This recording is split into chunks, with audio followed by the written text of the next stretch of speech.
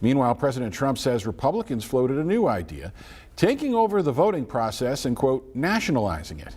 Natalie Brand shows the president continues to claim elections are being stolen despite repeated defeats to various legal actions in court. President Trump's latest comments are escalating concerns among lawmakers and elections experts who say the Constitution is very clear about who sets the rules for administering elections nationwide.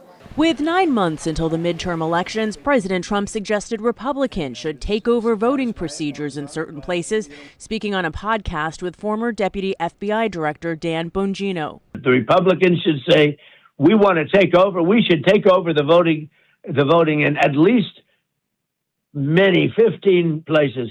The Republicans ought to nationalize the voting. The White House says the president was calling for Congress to pass GOP election legislation, which would require citizenship documentation to register to vote. I don't think any rational person who's being honest with themselves would disagree with the idea of requiring citizens of this country to present an ID before casting a ballot in a federal election.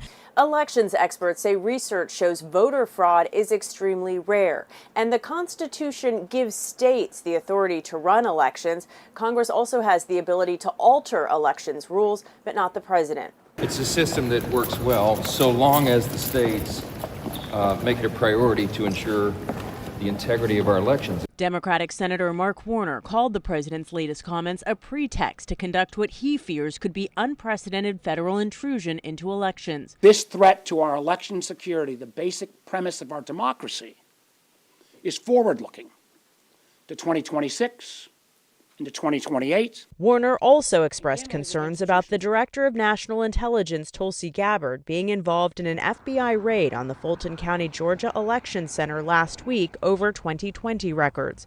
The Office of the Director of National Intelligence says Gabbard's presence was under her authority to coordinate and analyze intelligence related to election security, including foreign malign influence. To date, there have been no allegations of foreign actors involved in the Georgia election. Natalie Brand, CBS News, the White House. And CBS News has learned that Director Gabbard also arranged a call between the president and the FBI agents who carried out that raid in Fulton County.